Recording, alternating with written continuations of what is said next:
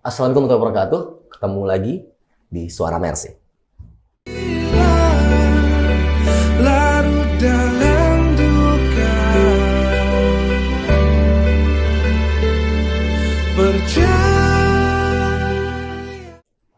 Nah, alhamdulillah kali ini di meja putih ini, ruang putih ini, kita kedatangan yang lagi-lagi menjadi the man behind the gun dari Rumah Sakit Indonesia di Gaza dan juga Rumah Sakit di Myanmar. Beliau tukang gambar, katanya begitu. Beliau juga hobi sekali berbicara, tetapi dengan gambarnya. Dan beliau juga yang membuat semua yang kita lihat hari ini begitu indah, begitu kokoh, begitu punya apa ya, filosofi yang tinggi. Dan hari ini kita pengen bahas kenapa desainnya begitu.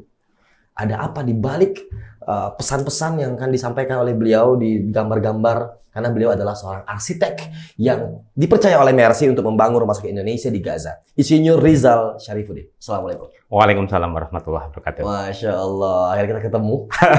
Yang sebelumnya hanya mendengar namanya saja. Iya. Kita tanya, Pak Dokter ini siapa yang gambar? Antara ada Pak Rizal. Ini kan, oh ini Habib, ini siapa yang ini ada Pak Rizal. Akhirnya tim kreatif berhasil membawa beliau ke sini. Sehat ya? Alhamdulillah Biar sehat. lebih enak untuk panggil Om kali ya. Sip. Om Rizal. Om Rizal. Oke. Om Rizal, di sebelah kiri kita lihat. Ini rumah sakit menjadi kebanggaan Indonesia dan Gaza. Begitu banyak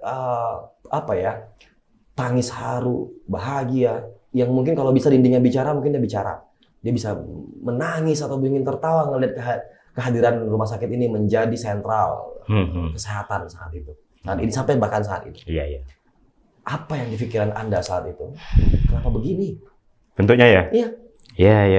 Jadi kalau misalnya kemudian kita menjadi tahu bahwa bentuk jadinya seperti ini, saya sebagai arsitek juga tidak membayangkan bahwa bentuknya seperti ini. Karena rumah sakit ini bukan karya saya, ini karya bersama. Jadi saya itu hanya membantu, membantu menyalurkan berbagai keinginan, bayangkan yang ada di teman-teman Mercy. Dan kemudian kita coba olah sampai akhirnya menjadi seperti ini. Nah, proyek ini sebetulnya kalau di studio arsitektur kami menjadi proyek yang paling lama. Bayangkan, mulai tahun 2009. Ya. 2009 sekarang pun masih berlangsung ya. Artinya berarti sudah 12 tahun. Yes. Itu proyek terlama di studio kami. Tapi menjadi kebanggaan karena begini. Proses yang lama di kami kan juga datang dan pergi ya. Orang kemudian setelah selesai di studio kami melanjutkan perjalanan ke tempat lain. Ya. Artinya yang bekerja untuk proyek ini itu banyak sekali arsitek, banyak sekali insinyur. Maka kalau tadi Anda bilang bahwa ini karya saya, enggak.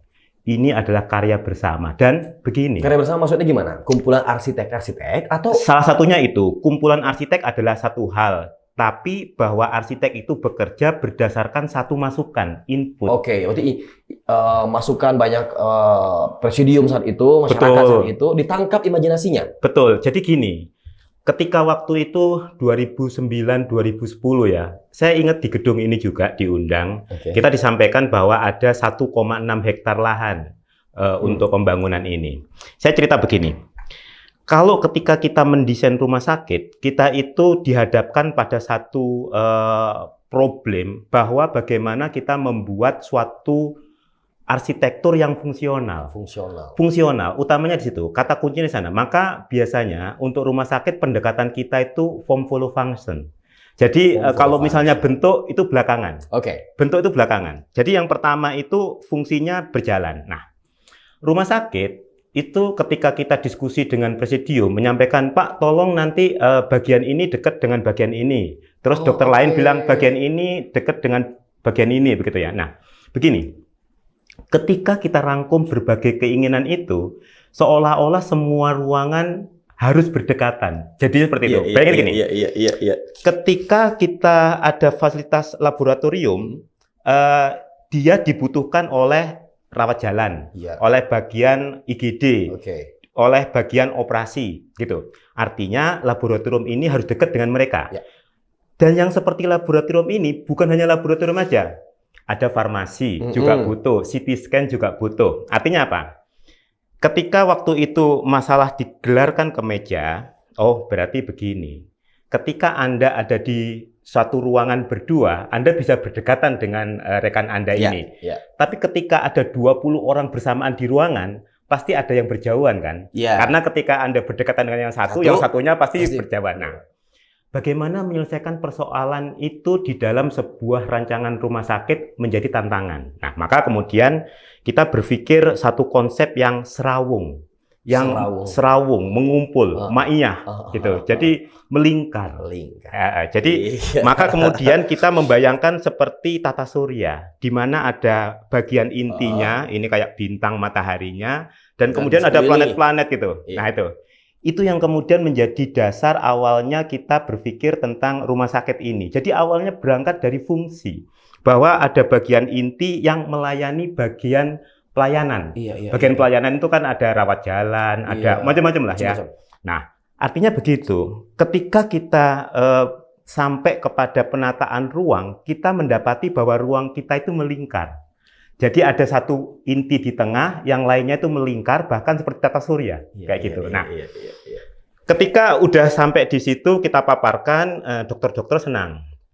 Wah, ini pas ini untuk sebuah rumah sakit enak, artinya segalanya menjadi dekat, karena ada fungsi-fungsi yang ada di tengah tadi. Terconnecting dengan betul, itu dia. Nah, kemudian menjadi persoalan berikutnya, fungsi selesai. Nah, kemudian kita setelah fungsi kan cangkangnya seperti apa, fasadnya seperti apa. Nah, kemudian kita berpikir kalau tadi saya bilang form follow function, ini sebetulnya satu konsep dari Louis Sullivan namanya. Kalau di arsitektur orang pasti tahu lah. Ya, jadi form follow function. Jadi bagaimana sebuah bentuk itu mengikuti fungsi. Bukan kemudian kita jadi pematung, bentuknya kita bentuk dulu, baru di dalamnya itu. Nggak seperti itu. Tetapi kita bergerak dari fungsinya udah terpenuhi, nyaman, baru kita bergerak keluar, bentuknya seperti ini. Nah, sekarang menjadi tugasnya arsitek untuk mewadahi bagaimana fungsi yang sudah terdefinisi dengan baik menurut klien kita, itu bisa juga memenuhi unsur satu lagi, yaitu keindahan. Keindahan, estetika. Nah, sekarang kemudian saya berpikir, kalau kita bicara Gaza, yang selama ini saudara-saudara kita itu mendapat ujian ya, selama berabad-abad. Nah, Gaza itu sebetulnya part of bagian dari Palestina secara keseluruhan.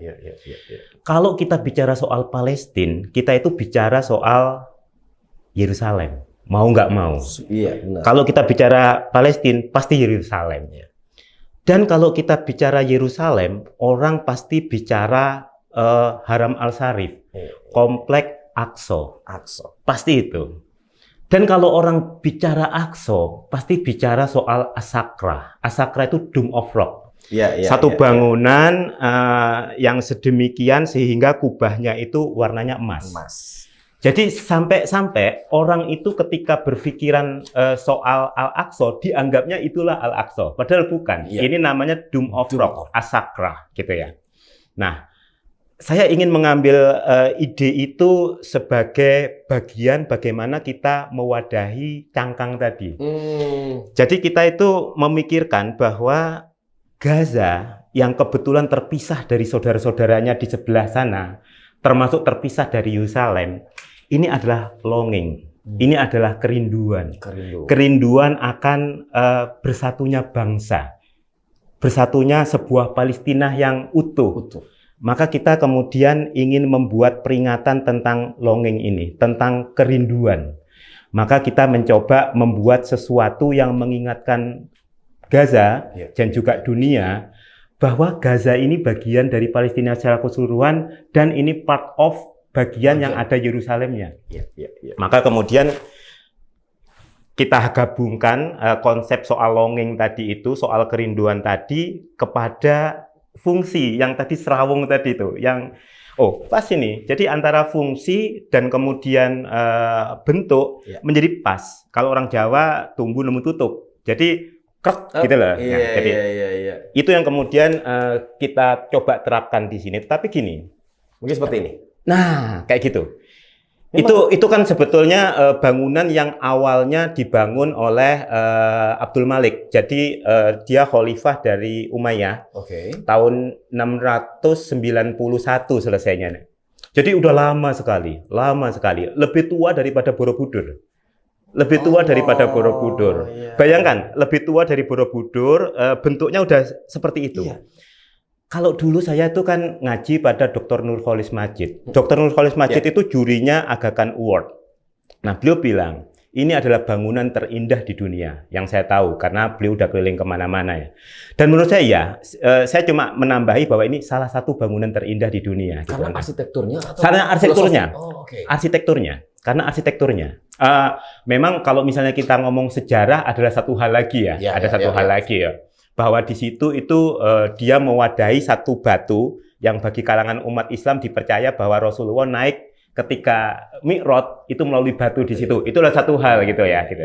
Tetapi bahwa secara arsitekturnya juga indah. Dan kemudian kalau misalnya kita tahu soal Al-Aqsa, yang diingat itu. Jadi bangunan Dome of Rock, padahal bukan itu sebetulnya. Dan salah satu hal yang kemudian membuat jadi focal point, dia teramati dari seluruh Yerusalem. Karena dia lokasinya ketika kita berdiri dimanapun di Yerusalem, yang kelihatan ini. Kalau kita pakai kacamata drone tuh dia kelihatan tuh di mana posisinya. Nggak usah pakai drone. Anda belum pernah ke sana ya? Belum. Suatu saat ke sana bareng-bareng. Amin, insya Allah. Saya juga belum sebab. Iya.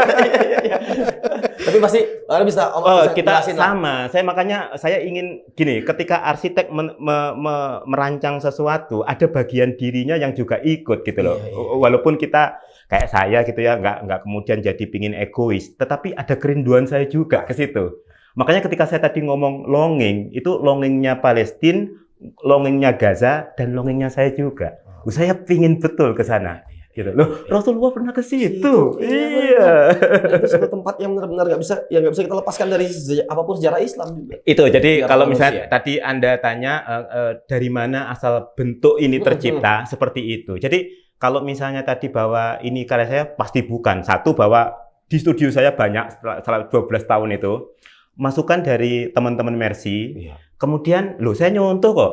Nyontoh dari Abdul Malik. Iya. Tetapi filosofinya kental sekali. Akhirnya karif local wisdomnya kerasa. Iya. Tidak menjadi bangunan asing. Itu seperti jadi gini. Saya pernah ke sana ke Gaza ya, ke Gaza dan saya amati. Ini menjadi unik tetapi tidak asing. Jadi saya tambahi tadi komentar Anda bahwa ini tidak asing. Tapi ini unik. Kenapa? Bangunan-bangunan di Bait Lahia di sekitar situ di Gaza Utara itu rata-rata bangunannya kotak. Kotak segi panjang gitu ya. Nggak ada yang berani bermain-main gitu ya. Dan kemudian bangunan kita itu menjadi unik karena dia bentuknya di antara yang lain-lain beda sendiri gitu loh. Makanya gini.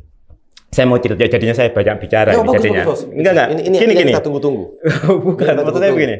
Ketika kita seorang arsitek, ketika dia merancang dan bahwa karyanya itu bermanfaat bagi orang sekitarnya, itu kebanggaan tersendiri. Saya nggak bisa menggambarkan dalam kata-kata karena saya tidak bagus dalam hal itu ya. Ada kepuasan emosional yang luar biasa. Itu dia, karena gini, rumah sakit ini, Anda bilang bahwa ini adalah rumah sakit. Ini tidak hanya sekedar itu.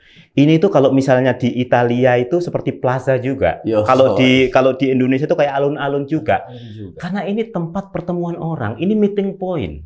Jadi kalau saya ke sana dan ngamati hari-hari ya, sepanjang waktu orang beraktivitas lewat ini. Depannya, belakangnya, anak ke sekolah jalan lewat sini gitu. Jadi ketika ke sana, ya ampun, bahkan gini. Ketika sore-sore orang bawa rantang, piknik di sini. Jadi kita bayangin, ya ampun bangunan kita. Jadi ketika ada namanya Perdana Menteri Inggris yang paling terkenal, Anda tahu siapa? Yang waktu zaman Perang Dunia II, Winston Churchill. Winston Churchill itu bilang begini, Anda boleh membentuk sebuah arsitektur, tapi pada akhirnya arsitektur yang akan membentuk Anda. Nah, artinya begini. Kita waktu itu membangun sebuah rumah sakit, tetapi yang jadi itu rumah sakit plus. Rumah sakit iya, tempat pertemuan iya, tempat lalu lalangnya orang iya. Jadi orang di sini bisa rekreasi, karena di sana orang nggak ada tempat untuk rekreasi. Dan taman kita yang sederhana seperti ini dipakai orang untuk rekreasi. Coba, saya mau gambarkan begini, betapa mereka terima kasihnya kepada kita ya, orang Indonesia ya. Karena pasti mereka nggak kenal saya pasti ya. Ketika mereka menyampaikan kegembiraannya, terima kasihnya, itu sebetulnya bukan terima kasih ke saya, Mas Rizal. Itu terima kasihnya kepada Indonesia. Karena gini, saya itu datang dini hari. Dini hari turun dari bus setelah perjalanan perjuangan gila-gilaan ya. Perjuangan menembus padang pasir itu belasan jam. Datang disambut mereka seperti halnya kita itu saudara jauh yang balik sudah jadi mereka sambutannya itu, loh kita itu siapa sih kalau disambut kayak gini? Allah. Ya ampun gitu. Berderet-deret gitu ya. Disambutnya. Nah, ketika itu kemudian iring-iringan mobil panjang sampai kita ke proyek ini. Oke.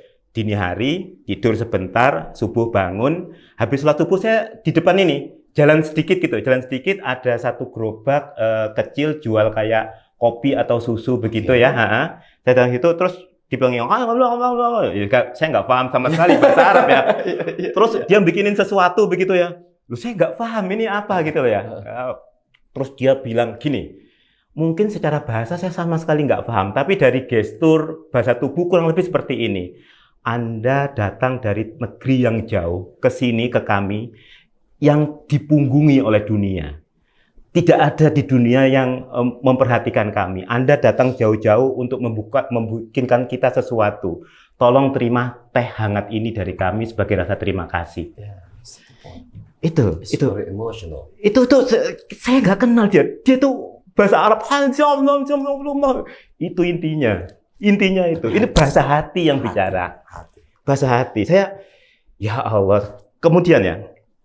Saya seminggu itu pengalaman saya udah pergi ke 4 benua, kurang satu yang belum. 4 benua, udah pergi ke 4 benua, belum pernah saya mendapati satu pengalaman emosional bahwa kita itu dianggap saudara sebegitunya. Bayangkan, setiap kali kita jalan kita disapa Indonesia gitu, Indonesia gitu loh. Jadi karena kita nggak kenal sama sekali, mungkin dari segi itu bisa pakai peci gini nggak? Oh iya, ini dari dulu sebab mbak saya juga pesenin, sebab kalau ini saya lepas kesaktian saya hilang. Iya, makanya untung ada yang bilang Soekarno.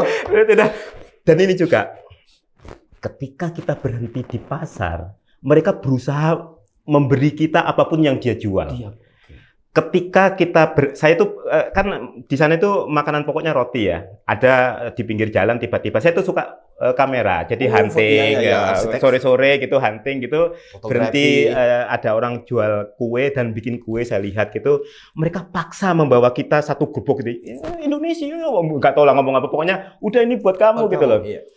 Jadi susahnya kalau hunting foto di sana, kita itu tidak bisa jauh-jauh karena setiap rumah memberhentikan kita untuk kue kering dan teh hangat. Coba.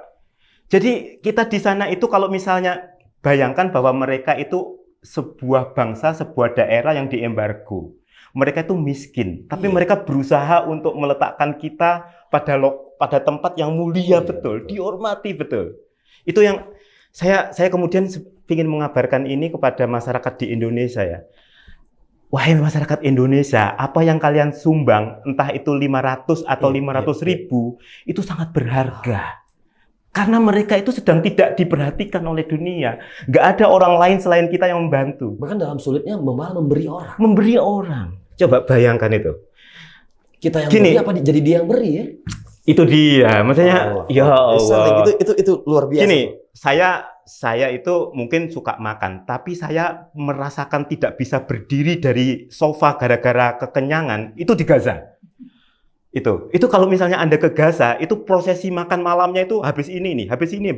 Dan itu setiap malam itu selalu kita bergiliran harus mau dijamu makan malam. Bahkan kalau misalnya kita nolak, aduh maaf kita itu gini. Aduh, beri kami kehormatan. Bersedih hatinya. Iya. Terus kadang-kadang ada yang agak-agak culas begitu. Istri saya udah masak. Nanti kalau misalnya Anda nggak datang, saya sama istri saya berantem bagaimana? Kayak gitu, coba. Sampai ke arah personal alasannya untuk akhirnya agar dimakan ya. Gini loh. Kemudian saya datang ke apartemen mereka ya. Bukan rumah yang mewah. Tapi ketika kita datang, mereka tuh masak. Ya ampun, ini makanannya raja ini kayak gini. Artinya mereka mengada-adakan buat kita. Mereka itu rasa terima kasihnya dituangkan dalam gitu. Gini. Ini lagi. Setiap saya jalan, selalu orang minta foto. Loh, saya itu siapa? Memangnya saya itu minta foto. Bahkan ada yang kemudian minta di-add di Facebooknya. Saya di-add you know. Terus ya udah saya add gitu ya. Ketika saya lihat lagi, ya nggak bisa baca bahasa Arab semua, tulisan Arab ini ngomong apa. Tapi intinya bahwa mulai yang tua, mulai yang muda, itu saya itu di kamera saya itu banyak sekali foto-foto mereka. Mereka, ayo foto saya. Kemudian share. Mereka seneng dengan kita. Begitu banyak ekspresi yang Anda tangkap saat itu. Ya Allah, saya gini. Kalau misalnya rakyat Indonesia katakanlah merasakan apa yang saya rasakan, bahwa mereka sangat terima kasih, mungkin orang-orang itu akan mengeluarkan semua bajunya dari lemari untuk dijual dan sumbangkan. Karena begitunya. Karena mereka benar-benar terima kasih sama kita. Sambutannya itu, saya sampaikan ilustrasinya ya, bahwa saya sudah di 4 benua, tidak ada sambutan yang seperti itu. Padahal itu negara yang miskin. Memuliakan tamu sekali. Betul. Terlalu banyak bicara saya. No. Ini partnya Om Rizal. Ini emang sengaja. Ini waktunya. Ini tak ada. Banyak orang yang tidak tahu. Kenapa? Penggambar yang di balik layar hanya bisa menggambar bahasa dengan tulisannya, bahasa dengan goresan-goresan pensil dan ininya. Begitu banyak orang nggak bisa tafsirkan pikiran Anda. Ya, memang. Mumpung ada orangnya, kenapa tidak kita kupas bahwa karena nggak bisa semata. Oke, banyak orang yang memberi masukan, banyak orang yang berkontribusi secara pikiran, tapi keputusan yang diambil oleh tim. Kan itu butuh pemikiran yang luar biasa. Jadi ternyata itu, kita ketemu jawabannya. Ternyata Anda juga ada keliling 4 benua. Sudah banyak referensi-referensi yang mungkin kita memilih akhirnya secara filosofi, secara local wisdom, dan ini unik akhirnya dan tidak asing. Kalau dilihat GoPro ini emang kita tinggal kubahnya doang. Ya. Waktu itu kita sempat berpikir soal kubah bentuk lain sih, tapi saya pikir bukan itu intinya. Kemudian kita lebih kepada fungsi ini kurang. Karena begini, ketika ini dirancang, memang awalnya 100 bed ya. Karena kita awalnya itu akan membuat sebuah traumatologi hospital. Jadi rumah sakit trauma. Arahnya ke situ. Tetapi ketika perjalanan waktu, ketika kita datang kemudian, ini menjadi general hospital. Iya, karena ketika kita mau marah kepada mereka, ini kan fungsinya, ya gimana lagi? Mereka nggak ada fungsi itu. Di daerah Gaza Utara ini tidak ada rumah sakit lagi, kecuali ini. Betul. Kalau ketika mereka sakit dan kemudian datang, ya masa nggak diobati? Maka kemudian karena fungsi, yaitu itu tadi, kita meng-create apa, jadinya apa, kayak gitu. Bahkan pesawat piknik juga, mereka coba menikmati di Itu luar. dia, itu yang dalamnya. Berarti ini adalah rumah pertemuan, rumah guyup yang di dalamnya kebetulan ada alat kesehatan. Ada rumah sakit, iya. Alat kesehatan ya, di luarnya ada rumah sehat. Berarti ini rumah sehat sih yang gue bilang banyak. Betul. Karena memang begini, ketika kita sebagai arsitek merancang sebuah rumah sakit, kita pingin agar suasananya itu tidak suasana yang menyeramkan. Itu. Secara psikis itu kerasa sekali. Betul. Dan di sini kemudian ketika saya itu kan suka motret ya, kemudian di jendela-jendela itu kadang-kadang muncul wajah cantik, saya potret. Di dalamnya senyum begitu. Mereka senang juga gitu. Iya. Itu tuh dibantu berapa orang waktu itu, Om Rizal? Waktu berembuk-rembuk ini kan pasti ada arsitek yang spesialis. Iya. Awalnya kita bertiga. Dari studio saya kebetulan waktu itu ada beberapa pekerjaan yang lain, jadi saya alokasikan saya dan 2 lagi. Tapi dengan perjalanan waktu kemudian udah banyak sekali yang di sini. Dan saya ingin menegaskan lagi bahwa katakanlah saya udah pergi kemanapun, keputusan nggak di saya juga sih. Artinya begini loh, walaupun kita udah pergi kemanapun, memangnya itu something. Kenapa Anda berpikiran bahwa ketika kita pergi kemanapun itu something untuk menghasilkan sesuatu, membuka wawasan kita? Kenapa? Karena pasti banyak referensi, banyak berjalan, banyak dilihat, banyak berjalan, banyak dibaca. Gini, gambaran saya kasih gambaran ekstrimnya ya. Kalau katakanlah udah pergi ke 5 benua atau ke angkasa luar, katakanlah begitu. Sayyidina Ali itu menyampaikan bahwa kalaupun nanti saya di surga, saya tidak kagum apapun. Saya tidak akan menambah keimanan yang ada diri saya. Karena apa yang saya lihat sekarang itu sudah cukup untuk mengagumi kekuasaannya Allah. Bahwa saya itu melihat sesuatu yang heboh di surga nanti, itu nyamuk itu nggak kalah. Bahwa nyamuk itu nggak kalah dengan yang di surga. Jadi Kalau kita kemudian, oke, kita udah melihat berbagai macam dunia, tapi di depan kita juga hebat. Saya That's the melihat point. Anda itu, yang That's the saya, point. waduh ya Allah, kok bisa Allah menciptakan yang kayak gini, gitu loh. Iya. Saya juga tadi ngomong gitu, kok ada yang lebih. Ini zat Allah yang mana lagi? Ya artinya gini, masing-masing kan punya kelebihan. Saya itu barangkali dikasih satu tes sehingga bisa Nah menggambar itu ya. loh, maksud aku gitu. Termasuk dibilang arsitektur juga. Jadi kayak, oh iya indah ya indah. Keindahan Iya. itu ya punya taste masing-masing, punya sudut pandang. Tapi kan yang saya bilang, kenapa penting mempengaruhi tidak dengan perjalanan yang panjang? Karena ada kultur, ada peradaban. Bisa seperti itu. Saya juga selalu menyarankan orang untuk berjalan itu di arsitek ataupun karena begini, semua orang-orang bijak itu berjalan. Bahkan ulama itu berjalan. Imam Ghazali 12 tahun berjalan. Plato berjalan sampai ke India. Semua orang berjalan. Jadi memang orang harus melihat negeri-negeri lain. Tetapi saya ingin menggarisbawahi bahwa Keindahan juga di depan mata. iya, bahwa kalau misalnya kita mengagumi katakanlah Alhambra kita kagumi ya di Spanyol. Tetapi kita juga mengagumi sarangnya burung manyar. Anda tahu burung manyar nggak? Oh, indah banget loh itu. Coba kalau misalnya ada arsitek yang sombong dengan karyanya, tunjukin itu burung manyar itu. Iya. Kayak gitu loh. Jadi oke, kita mengagumi sesuatu, tapi bahwa ada sisi lain, gitu loh. Kayak gitu. Luar biasa.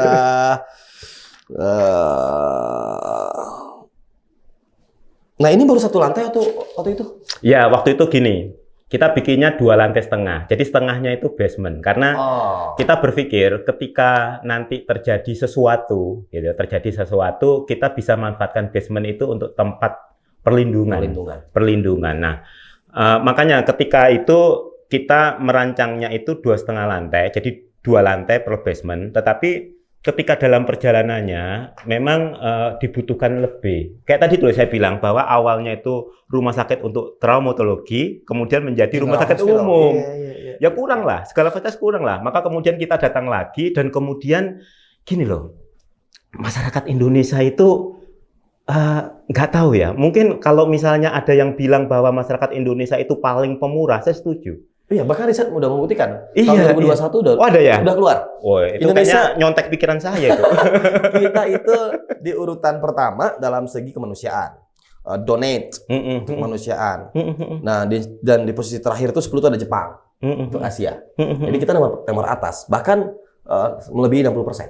Nah, jadi Iya, maksudnya gini, saya senang karena ketika kita kemudian ingin menaikkan ini dua lantai lagi, itu masyarakat itu dengan antusias gitu loh. Mulai yang pejabat gitu ya, mulai yang ada di perusahaan, sampai yang kencerengan di pinggir jalan itu loh. Sampai itu. Jadi mulai di semua lapisan masyarakat itu, karena mungkin gini ya, saya kebetulan memang bukan pengurus Mercy ya, bukan presidium, bukan apa. Tetapi saya senang dengan lembaga ini karena saya udah puluhan tahun saya mulai bangun yang di Jogja, yang di Maluku, di mana-mana gitu ya. Begini, saya itu bilang ke teman-teman, kalau kalian membantu Mercy, saya bisa memberi jaminan pribadi karena apa? Wow. Saya merasakan sendiri. Ketika kita jalan ke Gaza, itu kami yang jalan tidak sesen pun memakai uang kamu. Kami memakai uang kami sendiri. Jangan bayangkan bahwa ya ini jadinya saya riak ya. Jangan bayangkan bahwa kami biar clear. Iya, bahwa kami kemudian memperoleh sesuatu dari sini gitu loh. Karena kalau misalnya apakah Rizal kamu memperoleh sesuatu enggak dari banyak. Iya. Yang tadi itu apa itu? Yang tadi itu banyak sekali. Nah, Itu kalau dinilai dengan uang nggak ada apa-apanya. apa-apanya. Nah, makanya, tapi kalau misalnya soal uang, kita nggak berharap itu. Dan semua tim itu nggak ada yang dibayar. Semua tim nggak ada yang dibayar. Jadi saya ingin memberi garansi bahwa, uang Anda safe, uang Anda aman di sini. Karena setiap rupiah itu akan menjadi bata, setiap rupiah menjadi kaca, setiap rupiah menjadi alat lantai. kesehatan. Ada di sana semua. Bahkan kami itu kalau misalnya mau makan, ya pakai uang sendiri. Kalau mau beli oleh-oleh, pakai sendiri. Kayak gitu loh. Jadi kalau misalnya ada tim kita yang kekurangan, berarti ada tim yang lebih ngasih. Kayak gitu. Karena ini benar-benar mereka nggak berani untuk mengeluarkan dari yang udah ada ini. Makanya ke teman-teman saya bilang kalau kalian menyalurkan via Mercy, fine, saya memberi garansi pribadi. Karena saya tahu sendiri bagaimana Merasakan betul. orang-orang ini, kalau menurut saya orang-orang ekstremis, fundamentalis. Fundamentalis. Iya, ini fundamentalis dalam hal kemanusiaan. Fundamentalis betul ini. Jadi kalau misalnya ekstrem, ya ekstrem. Iya. Ekstrem baik. Ekstrem kanan, ekstrem kiri, yang penting baik deh. Ekstrem baik kayak gitu. Gila loh mereka itu. Ekstrem gila. jalan pikirannya. Iya, ekstrem iya, ininya. iya, Wah, tuh iya, luar iya, biasa. iya. Oke. Oh, dari hangat-hangatnya Gaza. Myanmar. That's another story. Ini ada story. Iya, iya. What the story? Nah, bayangin sangat berbeda. So simple karena memang mungkin ini ada bangunan lama diperbaharui atau gimana sih, Bang? Enggak, itu bangunan itu baru. Jadi begini, kalau Myanmar agak berbeda ya. Saya tidak kemudian menyebutkan bahwa Gaza lebih baik, Myanmar lebih buruk, enggak. Iya. Karena sama-sama bumi Allah. Makhluk yang ada di situ juga makhluknya Allah. Dan Kita belajarnya dari situ gitu. kita di function. Iya. Nah, agak berbeda karena begini, mereka mempunyai kebijakan sendiri dan mereka cukup rigid. Jadi ketika kita membangun sesuatu, udah ada modelnya. Seperti itu. Walaupun kita sebagai arsitek kadang-kadang ya gatel juga ya. Maksudnya kalau kemudian kita mengikuti prototip yang ditetapkan oleh mereka, bentuknya lebih sederhana lagi. Jadi pakai kawat ayam, apa begitu. Begini, hal yang kemudian menjadi sama, bahwa kondisi mereka juga parah betul di sana. Cuma memang tanggapan tidak seakrab seperti yang di Gaza ya. Kalau misalnya kita mau bandingkan ya. Tapi bahwa di sana butuh bantuan, iya. Agak berbeda begini. Kita membangun yang ada di Myanmar ini di satu daerah namanya Meraú, ya, itu di provinsi Sit-e namanya. Jadi kalau misalnya dari Myanmar, kemudian kita turun di ibu kotanya apa? Rangun. Masih jauh banget. Masih jauh banget. Masih naik pesawat kecil, kemudian kita nembus padang ilalang, persawahan dan sebagainya sampai ke daerah situ. Nah, daerah situ tempat kita bikin rumah sakit adalah daerah pertemuan antara orang Muslim dan orang Buddha. Nah, makanya hal yang sebetulnya saya juga nggak seneng sih. Itu ada 2 wing. Satu wing untuk Muslim, satu untuk Buddha. Kita nggak suka sih sebetulnya, tapi ya kondisinya masih seperti itu. Ya kita sadari dan sebagai pihak yang akan memberi sesuatu kita ngikuti. Oke, ya udah kita bikinkan. Maka kita bentuknya menjadi form follow function dalam bentuk generiknya. Form follow function dalam bentuk generiknya. Maka bentuknya menjadi seperti itu. Seperti itu kalau yang di Myanmar. Nah, lebih cepat kayak eksekusi ini ya? Lebih cepat, ya. Dibanding perumusan yang ini? Betul. Karena kalau di sana mungkin ini pemerintah oke, gitu ya. Pemerintahnya oke karena secara pemerintah kan mereka satu ya.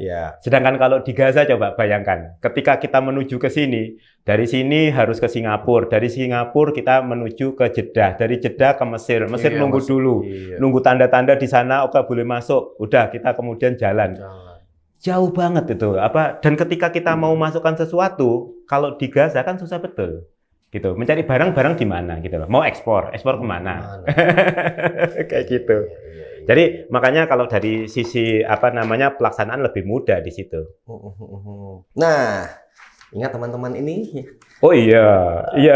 Apa yang bisa Pak Rizal rasakan bahwa wah aku kangen banget nih masa-masa ini nih. Gini ya, mereka ini event yang di Gaza atau yang di ya ini orang-orang gila aja sih. Orang gila. Jadi bayangkan ya, saya ingin nambahi yang tadi itu bahwa uang Anda aman, event di Gaza ataupun yang di Myanmar, karena kita berusaha saving setiap sennya itu untuk bangunan. Sampai-sampai bahkan tukang dan buruh bangunan kita bawa dari negeri ini. Kita ambilkan dari santri-santri Al-Falah. Yang kemudian mereka datang tujuannya adalah untuk jihad kemanusiaan. Coba bayangkan, jihad kemanusiaan. Mereka tuh nggak berpikir aku dibayar apa nggak berpikir. Pokoknya jalan di sana. Kita sekarang itu jihadnya berperang nggak bisa gitu. Ya udah kita jihadnya di situ. Walaupun gatel tangan sih. Gatel tangan. Makanya kita ketika di sana itu tolong nanti kalau ada perang udah diem, nggak ikut.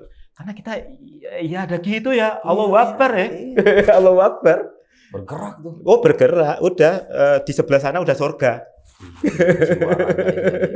Sebelah sana udah surga. Makanya yang menjadi PR bagi teman-teman Mercy Presidium ini adalah menahan biar mereka itu nggak kemudian ikut-ikut. Iya, tetaplah jadi penengah kemanusiaan itu Betul, sendiri. kita pinginnya jihad, tetap jihad, berusaha dengan sungguh-sungguh, tetapi dengan jalur kita. Jihad jalur profesi. kita Jihad iya, profesi. Iya, sip. Luar biasa. Menarik ya sudut pandang seorang arsitek. Wow, ini juga masih ingat ya, masih ada Pak Farid juga. Wah, ada Pak Farid, ada Habib Idrus, ada Nur Idrus. Ikhwan, udah, waduh, semuanya orang-orang hebat. Saya itu gini, ketika kita bicara sebuah mesin, saya itu hanya sekrup kecil. Itu di sana itu ada Dokter Yose yang awalnya, ada Dokter Ben, ada Pak Farid, Pak Idrus, semua. Saya itu sekrup kecil aja. Makanya tadi kalau misalnya ini karya Anda, mana ya? Iya, tapi bayangkan skop itu nggak ada, bisa longgar semua. Gini, sekrup itu bisa dibeli di toko bangunan. Jadi bisa, ketika sekrup yang ini nggak ada, kita bisa beli dengan mudah di toko bangunan. Kayaknya filosofi itu kurang tepat untuk hal ini. Oh gitu ya? Karena keterpanggilan tadi, Om Rizal, karena keterpanggilan orang yang tepat di posisi yang tepat di waktu yang tepat. Karena bayangkan, ini eksekusi tadi kayak kemarin Putra ngobrol dengan Habib Idrus. Dia bilang apa? Banyak yang lebih mungkin, lebih mumpuni keilmuan daripada saya. Tapi masalahnya, saya yang saat itu ada dan harus memberikan keputusan dalam waktu cepat. Iya. Kalau tidak, maka ini akan pembangunan misalkan molor bertahun-tahun karena kebijakan politik berbeda-beda. Iya. Kalau tidak diurusi dengan segera di waktu yang tepat, Iya. ini nggak terbangun. Karena apa? Tiba-tiba nggak boleh ini masuk, Betul. tiba-tiba Betul. material susah, tiba-tiba keadaan politik juga berubah. Betul. Anda betul. Nah, itu kita bilang, oh ternyata banyak orang yang diperjalankan. Kamu bilang nggak ada yang kebetulan. Akhirnya setelah ngobrol banyak narasumber, aku dapat kesimpulan, Om Rizal. Ternyata tidak ada yang kebetulan. Ini semua diperjalankan. Iya. Jadi mungkin juga seperti Putra. Kenapa Putra baru hadir sekarang di Suara Mercy? Nah, karena inilah partku. Karena kalau aku datang ke sana, gambar juga nggak bisa, ya kan? Mungkin bisa foto-foto, tapi bukan partku saat itu. Partku sekarang bagaimana menyuarakan yang belum pernah didengarkan bunyinya. Betul. Jadi meja ini adalah tempat bunyi yang sembunyi. Tempat bunyi yang sembunyi. Asik itu kayaknya. Ya, jadi ada bunyi-bunyi yang sembunyi nah keluarnya dari sini. Iya. Jadi kayak Atimul tadi, ya Om Rizal diperjalankan saat itu dari skemanya arsitek Indonesia. Iya. Bertanya kenapa harus Om Rizal? Ya kan? Iya. Maaf nih kenapa nggak Pak RK saat itu? Lagi sibuk. Sibuk, nggak mau tahu bahwa Pak RK khususnya Jawa Barat benarin dulu Indonesia. Iya. Sampai biar aja Pak Rizal yang merangkat. Selesai kan? Iya.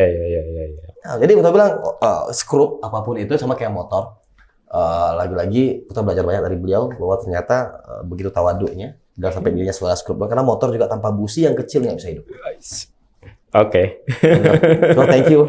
Oke. Hadir di Ruangan Oke. Putih. Banyak Oke. hal yang bisa kita ambil bahwa ternyata menurut beliau tidak. Kita kata Om Rizal tadi, kita ke Gaza, kita membantu Gaza. Ternyata sampai di sana Gaza yang bantu kita. Kita yang niatnya memberi, ternyata mereka lebih memberi lagi. Jadi Betul. dan dari kedua cerita beliau dalam Gaza dan Myanmar, satu hal yang terdapat bahwa yuk bersyukur hidup di Indonesia. Banyak keberagaman, keniscayaan yang keindahan Allah titipkan dari keberagaman ini, yang kebinekaan ini. Tidak ada lagi tuh yang Buddha, Islam. Ya. Tetap kemanusiaan. Toh kalau habis darahnya, maaf saya butuh golongan darah O ya, Katolik ya. Aku nggak dengar tuh. Iya. Om Rizal, Betul. teman saya kecelakaan, Putra, ada golongan darah A nggak? Tapi non Muslim. Iya. Aku nggak pernah lihat. Itu kemanusiaan maksudnya. Iya. Nah dari cerita Om Putra ketemu bahwa ternyata keindahan juga di depan mata. Iya. Kita nggak tertipu dengan indahnya rumput tetangga. Iya. Tetap istiqomah, Om Rizal. Makasih. Sudah tetap ada di Mercy. Siap. Memberikan energi yang banyak hari ini dan insya Allah yang membalas segala kebaikan. Amin. Ya, betul nggak tahu mau atau ada satu hal yang mau disampaikan kepada Cukup teman-teman. kayaknya. Too much talking saya itu kayaknya. Nah. Ada quote sederhana yang mungkin disampaikan teman-teman di luar sana yang pengen bergabung dengan Mercy atau yang udah bergabung dengan Mercy. Kamera di sini, Om Rizal. Enggak. Saya nggak mau nambahkan apa-apa. Tapi Anda tadi bagus tadi menyampaikan bahwa part Anda ada di sini. Nah, Di sini ini jangan-jangan ini adalah enlightenment-nya. Jadi masa pencerahannya ini mulainya dari sini. Kami ini hanya meletakkan pondasi-pondasi saja. Mulai membangunnya ini di generasinya putra. Amin, Jadi setelah ini kemudian kita akan bergerak kemana-mana. Dunia membutuhkan kita, membutuhkan Indonesia, gitu. Jadi kita bergerak, kami meletakkan pondasi. Nanti berikutnya generasinya putra dan teman-teman berikutnya yang akan meneruskan. Amin. Kita tunggu regenerasi seorang Insinyur Rizal nih. Kalau ada yang estek muda, silakan bergabung di Mercy, silakan kunjungi website kita di Mercy Indonesia. Silakan, nanti kita akan tampilkan website di sini. Silakan mendaftar jadi volunteer, jadi relawan, jadi apapun itu. Ya, kita bersama-sama jihad profesi, apapun profesi kita. Jadi insya Allah yang Allah lihat adalah kebaikan-kebaikan, dan kita nggak tahu di mata Allah siapa yang paling mulia. Jadi kita tidak peduli jabatannya, tidak peduli hartanya, tapi Allah tahu isi hatinya. Nah, cuma bisa bilang bahwa terima kasih untuk semua yang teman-teman di Suara Mercy, di Mercy itu sendiri, di Dewan Presidium, dan banyak teman-teman volunteer yang mungkin tidak bisa kita undang satu persatu ke sini, tapi insya Allah di next episode kita datang ke sana. Ingin sekali rasanya menyapa teman-teman di Jogja, Mercy Aceh, Mercy Medan, Mercy Sumatera Barat. Pengen sekali kita ketemu, insya Allah. Energi-energi yang Om Rizal disampaikan mampu kita tangkap menjadi bentuk solidaritas keumatan yang luar biasa. Om, sekali lagi makasih banyak udah datang. Makasih udah diundang. Luar biasa. Arsitek juga ternyata public speaking yang bagus. Oke, assalamualaikum, sampai ketemu lagi di Suara Mercy. Aduh, silakan minum.